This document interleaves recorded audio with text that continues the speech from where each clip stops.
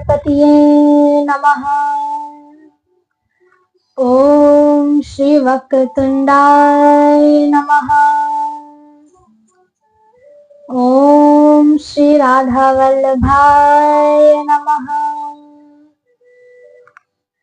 ओम श्री श्यामदेवाय नमः।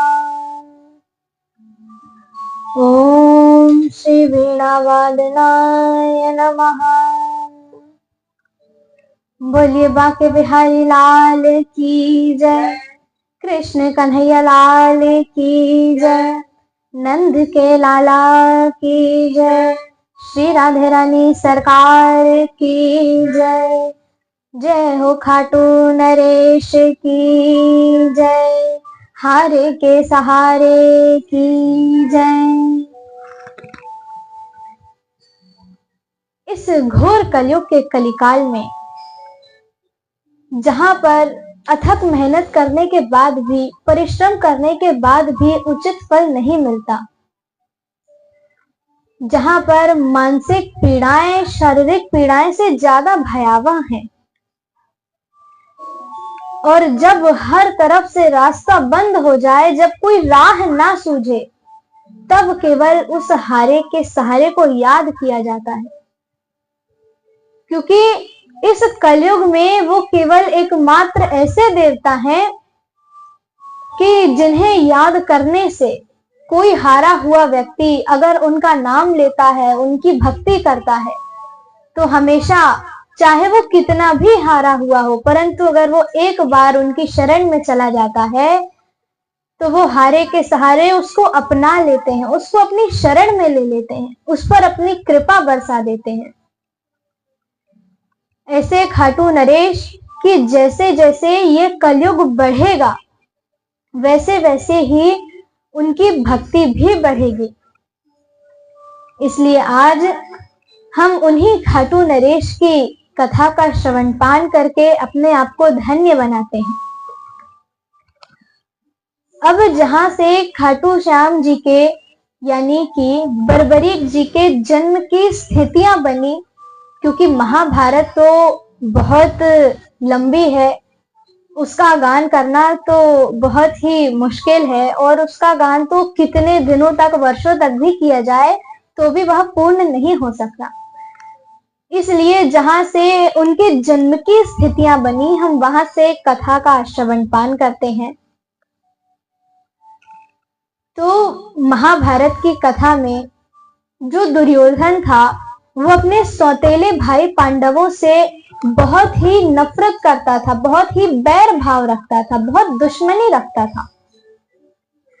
इसलिए वो अपने सौतेले भाई पांडवों को मारने के लिए एक लाक्षागृह नामक महल बनवाता है। लाख वो वस्तु होती है जिसमें अग्नि बहुत जल्दी लगती है, आग बहुत जल्दी पकड़ती है, इसलिए वो लाख से एक महल बनवाता है। और उस महल के उद्घाटन में वो पांचों पांडवों को और माता कुंती को आमंत्रित करता है। अब जब उसने आमंत्रित किया तो दिन में उद्घाटन होता है, पूजन पाठ होती है।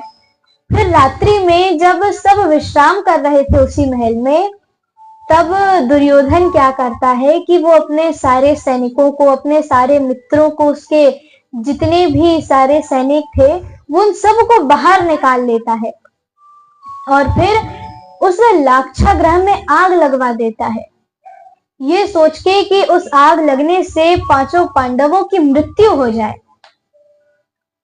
परंतु जो विदुर जी थे, वो बहुत ही बड़े नीतिकार थे, तो उन्हें इस षड्यंत्र के बारे में अंदेशा तो हो गया था। इसलिए उन्होंने उस महल से बाहर निकलने के लिए एक गुप्त सुरंग बनवाई थी, और फिर उसी गुप्त सुरंग के माध्यम से पांचों पांडव माता कुंती सहित वहां से बाहर निकलते हैं। फिर वो एक नाव में बैठकर गंगा नदी को पार करते हैं, और पार करने के बाद वो एक बड़े ही भयानक हिडिंब वन में पहुंच जाते हैं। वो जो हिडिंब वन था, तो उसका नाम हिडिंब वन क्यों पड़ा? क्योंकि वहां पर एक बहुत ही भयानक हिडिंब नाम का दैत्य रहता था अपनी बहन हिडिंबा के साथ। तो जो उसकी बहन हिडिंबा थी वो एक दैत्य कुल में जन्म लेने के बाद भी बहुत ही अच्छे हृदय की स्त्री थी। अब जब पांचों पांडव माता कुंती सहित उस वन में भटकते हैं, भटकते भटकते घूमते घूमते सब बहुत ही थक जाते हैं। तभी सब एक वृक्ष के नीचे जाकर बैठ जाते हैं और युधिष्ठिर कहते हैं कि माता, आप सारे अनुजों के साथ विश्राम कर लीजिए, मैं यहाँ पर जाग के पहरा देता हूँ। तब भीम कहते हैं कि नहीं बड़े भैया, आप भी तो आखिर थक गए हैं, इसलिए एक काम कीजिए कि आप विश्राम कर लीजिए, पहरा मैं दे देता हूँ। और माता कुंती भी भीम को पहरा इसलिए देने देती हैं क्योंकि महाभारत की कथा के अनुसार भीम के अंदर 10,000 हाथियों का बल था, जिससे कोई दैत्य आए, कोई शत्रु, कोई जीव जंतु आए तो भीम उनका सामना कर सके। तो इसलिए अब सब लोग वहीं पर लेट के विश्राम करने लगते हैं, भीम वहां पे बैठ के पहरा देने लगते हैं। अब उस हिडिंब दैत्य अपनी बहन हिडिंबा से कहता है कि बहन, मुझे बहुत ही भूख लग रही है और मैंने कितने दिनों से मानव मांस का भक्षण भी नहीं किया है। मुझे यहाँ बैठे बैठे बहुत से मानवों की सुगंध आ रही है, इसलिए तू एक काम कर कि तू वहां पर जा और जाकर उन मानवों को मार के मेरे लिए लेकर आ जा। तब हिडिंबा कहती हैं कि भैया, तुम्हें तो पता है कि मुझे मानव मांस का भक्षण करना बिल्कुल भी पसंद नहीं है, इसलिए आप खुद ही चले जाइए। परंतु जब हिडिंब ज्यादा कहता है कि नहीं तू ही जा, तब ना चाहते हुए भी हिडिंबा को अपने भाई की आज्ञा का पालन करने के लिए जाना पड़ता है। अब हिडिंबा जाती हैं, उस ओर को निकल जाती हैं जहां पर वो सब विश्राम कर रहे थे। तभी हिडिंबा क्या देखती हैं कि 5 मानव विश्राम कर रहे हैं, परंतु एक वीर पुरुष जाग कर वहां पर पहरा दे रहे हैं। वो भी थके हुए हैं, इसलिए हल्की सी नींद उनकी भी लगी हुई है, परंतु वे जगे हुए भी हैं। तो अब जब हिडिंबा भीम को देखती है तो हिडिंबा को भीम से प्रेम हो जाता है। वो मन ही मन भीम को अपने पति रूप में स्वीकार कर चुकी होती है। तो हिडिंबा अपना एक सौम्य स्वरूप बना लेती है। उस अपने दैत्य स्वरूप को छोड़ के वो अपना बहुत ही प्यारा, बहुत ही सौम्य स्वरूप बना लेती है।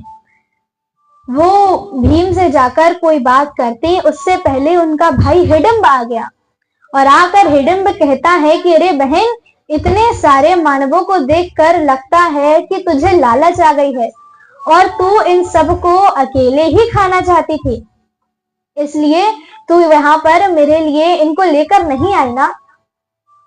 तब हिडिंबा कहती है कि भाई, तुम कैसी बातें कर रहे हो? तुम्हें तो पता है कि मैं मानव मांस का भक्षण नहीं करती। वो तो मैं केवल तुम्हारे कहने पर ही यहाँ पर इन मानवों को मारने के लिए आई थी। तब हिडिंब कहता है, चल कोई बात नहीं, अब इन मानवों को मैं ही मार के ले चलता हूँ।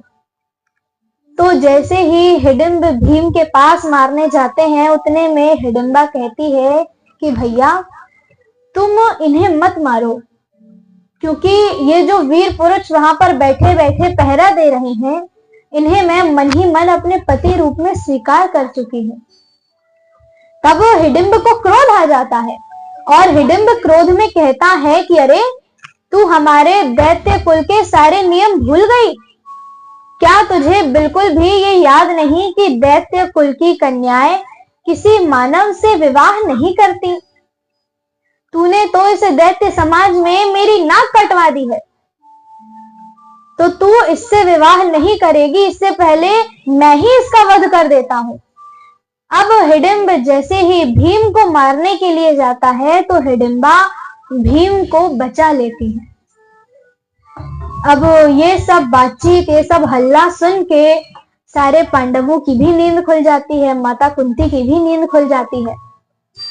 अब दोनों के बीच में युद्ध छिड़ जाता है, क्योंकि आखिर जो हिडिंबा थी वो भी आखिर दैत्य कुल की ही थी, आखिर दैत्य ही थी। इसलिए जो शक्तियां हिडिंब के पास थी वो शक्तियां हिडिंबा के पास भी थी। इसलिए जैसे जैसे हिडिंब वध करता, कोई प्रहार करता, तो हिडिंबा उन्हें बचा लेती और अंत में भीम उस हिडिंब दैत्य के ऊपर ऐसे मुष्टि का प्रहार करते हैं कि उस दैत्य का वही संहार हो जाता है। तब भीम हिडिंबा के पास जाते हैं और जाकर कहते हैं कि हे देवी, ये जो दैत्य तुम्हें परेशान कर रहा था, मैंने अब इसका वध कर दिया है, तो इसलिए अब आप स्वतंत्र हैं, अब आप जहां भी जाना चाहें आप जा सकती हैं। तब हिडिंबा हाथ जोड़कर कहती हैं कि हे वीर पुरुष, आपने जिस दैत्य को मारा है वो कोई और नहीं बल्कि वो मेरा भाई हिडिंब ही था। उतने में माता कुंती और सारे पांडव भीम के पास आते हैं। तब हिडिंबा माता कुंती के चरणों में गिर जाती है और हाथ जोड़कर प्रार्थना करती हैं कि हे माता, आप मुझे अपनी पुत्र की सेवा के लिए स्वीकार कीजिए। तब माता कुंती युधिष्ठिर की तरफ देखती हैं। तब युधिष्ठिर कहते हैं कि माता, इसमें कोई बुराई तो नहीं, कोई शंका तो नहीं, क्योंकि ये तो हम सब भी देख रहे थे कि जब इस दैत्य के और भीम के बीच में युद्ध हुआ तो ये दैत्य कुल कन्या हमारे अनुज का ही साथ दे रही थी। इसलिए इस प्रकार से तो भीम के ऊपर इसका भी अधिकार सिद्ध होता है। तब माता कुंती कहती हैं कि पुत्री, तुम्हारा नाम क्या है? तब हिडिंबा कहती है कि माता, मेरा नाम हिडिंबा है और आपके वीर पुरुष ने जिसका वध किया है वो मेरा भाई हिडिंब ही था। इसलिए अब मैं मन ही मन आपके पुत्र को अपने पति रूप में स्वीकार कर चुकी हूं। तब माता कहती हैं, परंतु तुम तो एक दैत्य कुल की कन्या हो, तो मैं तुमसे अपने पुत्र का विवाह कैसे कर सकती हूँ? तब हिडिंबा कहती है कि माता, जन्म पर किसका अधिकार होता है? कौन किस कुल में जन्म ले रहा है, किस जाति में जन्म ले रहा है, किस देश में जन्म ले रहा है, किस कुल में, किस घर में जन्म ले रहा है, इस पर तो किसी का अधिकार नहीं होता। क्योंकि अगर कोई उच्च कुल में जन्म लेने के बाद भी अगर उसका स्वभाव, अगर उसके आचार विचार उच्च कुल के नहीं है, तो वो निम्न कुल का ही माना जाएगा। परंतु अगर कोई निम्न कुल में जन्म लेने के बाद भी अगर वो भक्ति भाव वाला है, अच्छे विचार वाला है, दुराचारी नहीं है, पापी नहीं है, तो उसे कोई निम्न कुल का बोल ही नहीं सकता, वो उच्च कुल में ही माना जाएगा। इसलिए हिडिंबा कहती हैं कि माता, जन्म पर तो किसी का अधिकार सिद्ध नहीं होता, परंतु अगर आपको मेरे प्रेम में कोई दोष दिखाई दे, कोई खोट नजर आए, तो आप मुझे कहिए। तब युधिष्ठिर कहते हैं माता कुंती से कि माता, इसकी बात तो सही है, परंतु हम भीम को हमेशा के लिए यहाँ इस वन में भी नहीं छोड़ सकते। तब हिडिंबा कहती हैं कि माता, अगर आपके पुत्र की यही इच्छा है, अगर उनका यही आदेश है, तो आप मुझे अपने चरणों में अपने प्राण त्यागने की आज्ञा दे दीजिए। तब माता कुंती कहती हैं कि नहीं, बात तो आखिर इसकी भी सही ही है कि मैं अपने पुत्र भीम को यहाँ पर हमेशा के लिए तो नहीं छोड़ सकती। तब हिडिंबा कहती हैं कि माता, ये बात तो मैं भी जानती हूँ, इसलिए मैं ये आपको वचन देती हूँ कि मैं संतानवती होते ही आपके पुत्र को वापस आपके पास ही भेज दूंगी। जब माता ये बात सुनती हैं तो माता उस विवाह के लिए हाँ कर देती हैं और सारे पांडवों की अनुमति से, माता कुंती की अनुमति से वहां पर दोनों का मंगल विवाह हो जाता है, पूरे नियम अनुसार विवाह हो जाता है। और इसी प्रकार आगे जाकर हम बर्बरीक जी के जन्म की कथा भी सुनेंगे। बोलिए खाटू नरेश की जय।